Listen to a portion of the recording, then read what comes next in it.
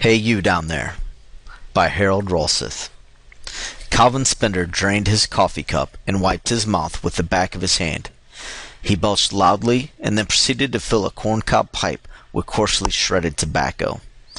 He scratched a match across the top of the table, and holding it to his pipe, he sucked noisily until the billows of arcid smoke poured from his mouth. Dora Spender sat across the table from her husband, her breakfast scarcely touched. She coughed lightly, and then, as no frown appeared on Calvin's brow, she said, "Are you going to dig the well this morning, Calvin?" Calvin fixed his small, red-rimmed eyes upon her, and, as if she had not spoken, said, "Get going at the chores right away. You're going to be hauling up dirt." "Yes, Calvin," Dora whispered. Calvin cleared his throat, and the action caused his Adam's apple to move convulsively under the loose red folds of skin on his neck. He rose from the table and went out the kitchen door, kicking viciously at the tawny cat which had been lying on the doorstep. Dora gazed at him and wondered for the thousandth time what it was that Calvin reminded her of. It was not some other person. It was something else. Sometimes it seemed as though the answer was about to spring to her mind, as just now when Calvin had cleared his throat, but it always stopped just short of her consciousness. It was disturbing to know with such certainty that Calvin looked like something other than himself, and yet not know what that something was. Some day, though, Dora knew the answer would come to her. She rose hurriedly from the table and set about her chores. Halfway between the house and the barn, a donut-shaped mound of earth surrounded a hole. Calvin went to the edge of the hole and stared down into it, distastefully. Only necessity could have forced him to undertake this task. But it was either digging or hauling barrels and barrels of water each day from Nord Fisher's farm a half-mile down the road. Calvin's herd of scrub cattle was small, but the amount of water it consumed was astonishing. For 2 weeks now, ever since his well had gone dry, Calvin had been hauling water, and the disagreeable chore was becoming more unpleasant because of neighbor Nord's clumsy hints that some sort of payment for the water would not be amiss. Several feet back from the edge of the hole, Calvin had driven a heavy iron stake into the ground, and to this was attached a crude rope ladder. The rope ladder had become necessary when the hole had reached a depth well beyond the length of any wooden ladder Calvin owned. Calvin hoped desperately that he would not have to go much deeper. He estimated that he was now down 50 or 60 feet, a common depth for many wells in the area. His greatest fear was that he would hit a stratum of rock which would call for the services of a well drilling outfit. For such a venture, both his funds and his credit rating were far too low. Calvin picked up a bucket to which was attached a long rope and lowered it into the hole. It was Dora's back-breaking task to haul the bucket up, hand over hand, after Calvin had filled it from the bottom of the hole. With a mumbled curse, Calvin emptied his pipe and started down the rope ladder. By the time he got to the bottom of the hole and had filled the bucket, Dora should be there to haul it up.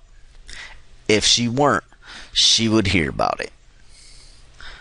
From the house, Dora saw Calvin prepare to enter the well, and she worked with desperate haste to complete her chores.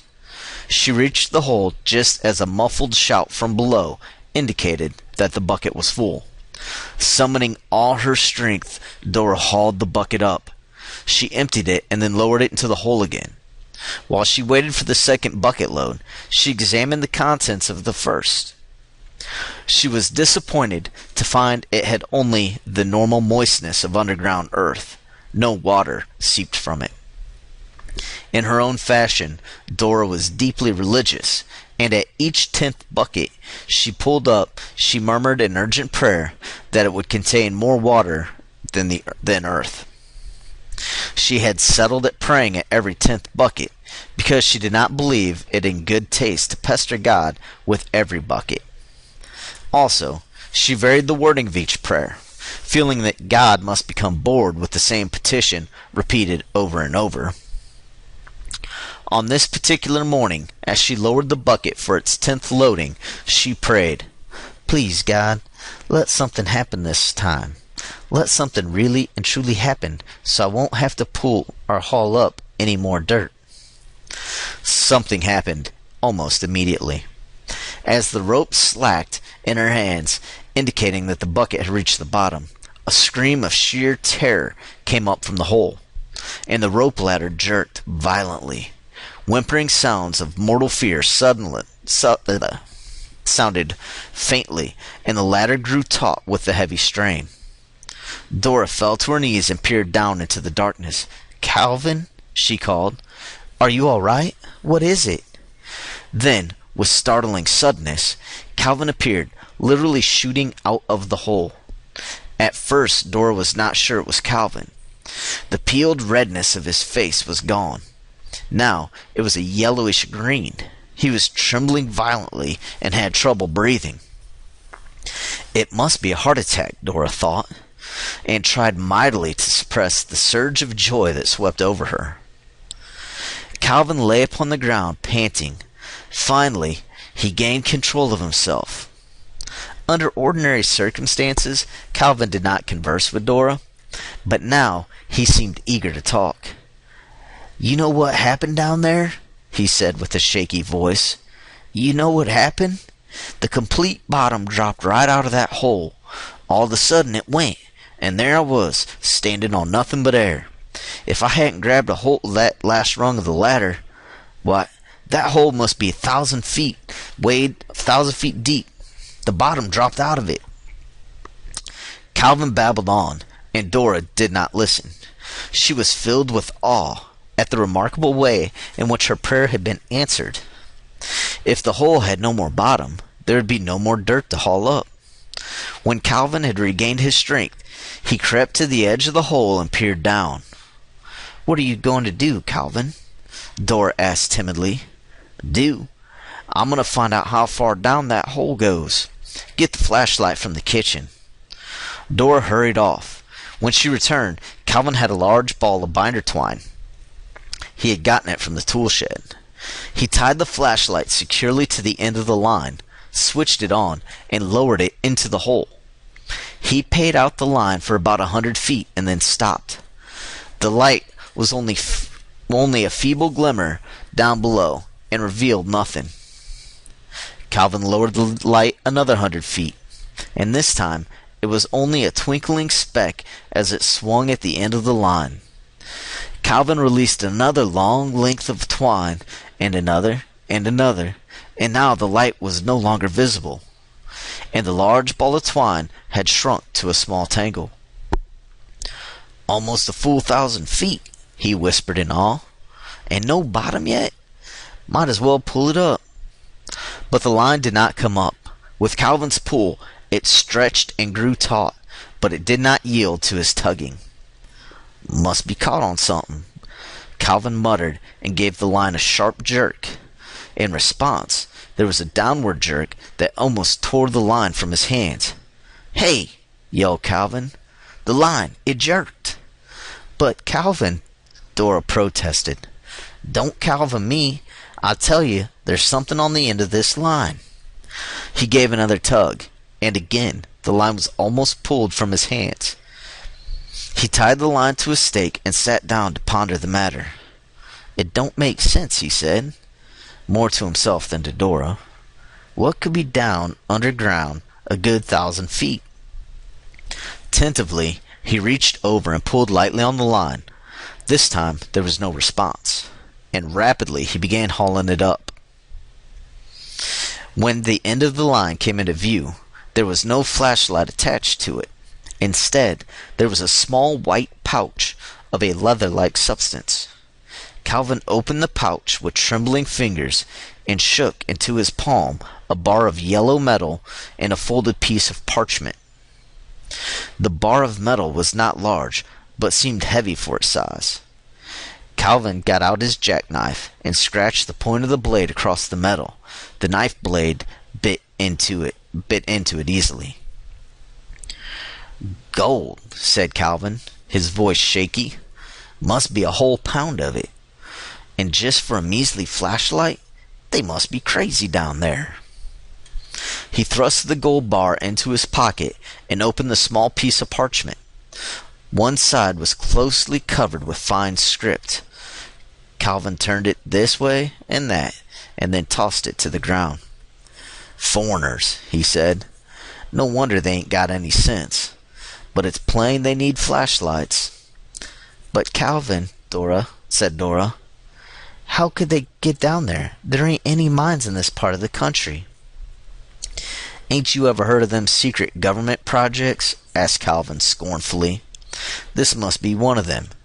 Now, I'm going to town and get me a load of flashlights. They must need them bad. Now, mind you watch that hole good. Don't let no one get near it." Calvin strode to the battered pickup, which was standing near the barn, and a minute later he was rattling down the highway toward Harmony Junction. Dora picked up the bit of parchment which Calvin had thrown away. She could make nothing of the writing on it. It was all very strange. If it was some secret government undertaking, why would foreigners be engaged in it? And why would they need the flashlight so urgently as to pay a fortune for one? Suddenly, it occurred to her that possibly the people down below didn't know there were English-speaking people up above. She hurried into the house and rummaged through Calvin's rickety desk for paper and pencil. In her search, she found a small, ragged dictionary, and she took this with her to the kitchen table. Spelling did not come easy to Dora. Her note was a series of questions. Why were they down there? Who were they? Why did they pay so much for an old flashlight? As she started for the well, it occurred to her that possibly the people down there might be hungry. She went back to the kitchen and wrapped a loaf of bread and a fair-sized piece of ham in a clean dish towel. She added a postscript to her note, apologizing for the fact she had nothing better to offer them. Then the thought came to her that since the people down there were obviously foreigners, and possibly not too well versed in English, the small dictionary might be of help to them in answering her note. She wrapped the dictionary with the food in the towel. It took Dora a long while to lower the bucket, but finally the twine grew slack in her hands, and she knew the bucket had reached bottom. She waited a few moments and then tugged the line gently. The line held firm below, and Dora seated herself on the pile of soil to wait. The warm sunlight felt good on her back, and it was pleasant to sit and do nothing. She had no fear that Calvin would return soon. She knew that nothing on earth, or under it, could keep Calvin from visiting a number of taverns once he was in town, and that with each tavern visited, time would become more and more meaningless to him. She doubted that he would return before morning. After a half hour, Dora gave the line a questioning tug, but it did not yield. She did not mind. It was seldom that she had time to idle away. Usually when Calvin went to town, he burdened her with chores to be done during his absence, coupling each order with a threat of what awaited her should his instructions not be carried out. Dora waited another half hour before giving the line another tug. This time there was a sharp answering jerk, and Dora began hauling the bucket upward. It seemed much heavier now, and twice she had to pause for a rest. When the bucket reached the surface, she saw why it was heavier. "My goodness," she murmured as she viewed the dozen or so yellow metal bars in the bucket. "They must be real hungry down there." A sheet of strange parchment was also in the bucket, and Dora picked it out, expecting to see the strange script of the first note. "Well, I declare," she said when she saw the note was in English.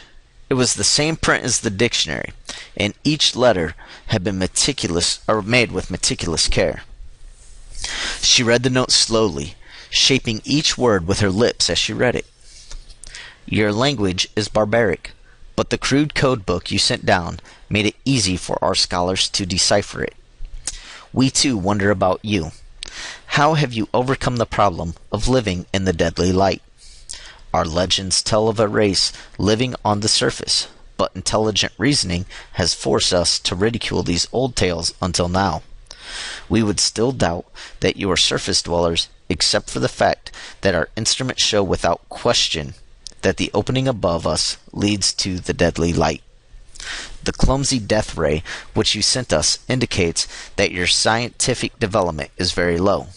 Other than an artifact from another race, it has no value to us. We sent gold as a courtesy payment only. The food you call bread is not acceptable to our digestive systems, but the ham is beyond price. It is obviously the flesh of some creature, and we will exchange a double weight of gold for all that you can send us. Send more immediately. Also, send a concise history of your race and arrange for your best scientists, such as they are, to communicate with us. Glar, the Master. Land sakes, said Dora. Real bossy they are. I've a good mind not to send them anything. I don't dast send them more ham. Calvin would notice if any more is gone. Dora took the gold bars to her petunia bed beside the house and buried them in the loose black soil. She paid no heed to the sound of a car coming down the highway at high speed until it had passed the house, and wild squawking sounded above the roar of the motor. She hurried around to the front of the house, knowing already what had happened. She stared in dismay as the 4 white leghorns which lay along the road. Now Calvin would charge her with negligence and beat her into unconsciousness.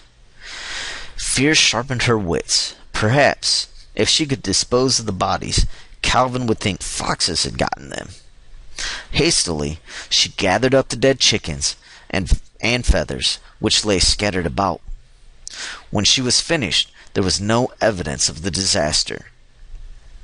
She carried the chickens to the back of the house, wondering how she could best dispose of them.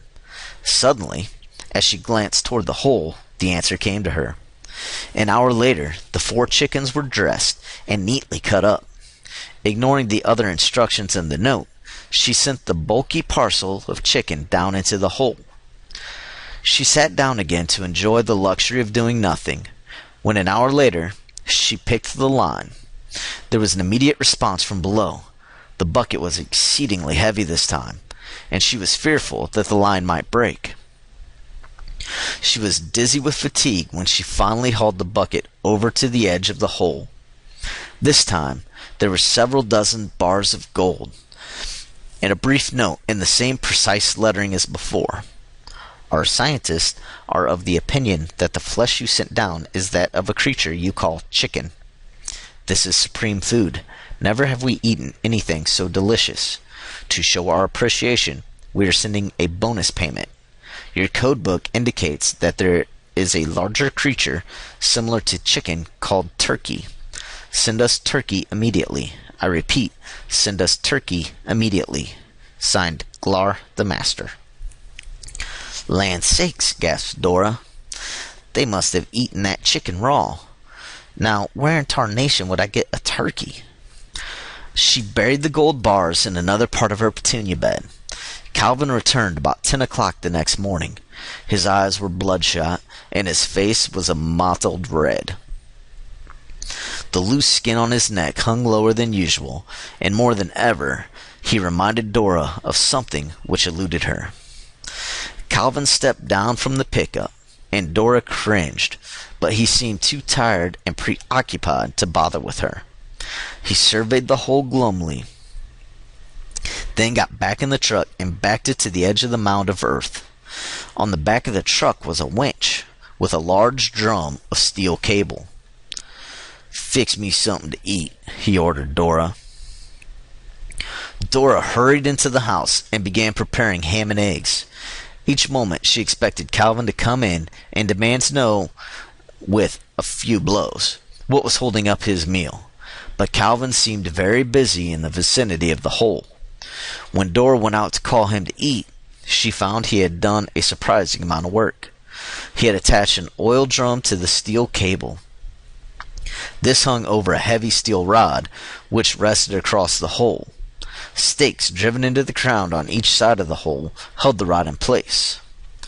"Your breakfast is ready, Calvin," said Dora. "Shut up," Calvin answered.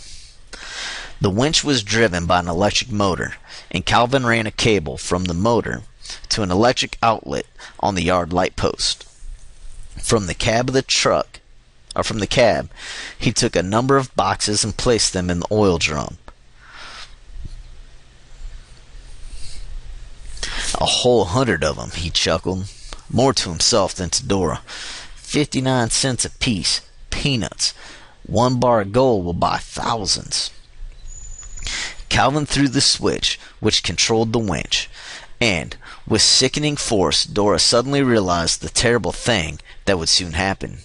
The creatures down below had no use or regard for flashlights. Down went the oil drum, the cable screeching shrilly as it passed over the rod above the hole. Calvin got an oil can from the truck and applied oil generously to the rod and cable. In a very short while the cable went slack, and Calvin stopped the winch.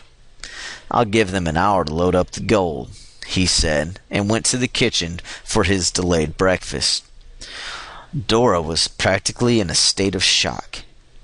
What would happen when the flashlights came back up with an insulting note in English was too horrible to contemplate. Calvin would learn about the gold she had received and very likely kill her. Calvin ate his breakfast leisurely.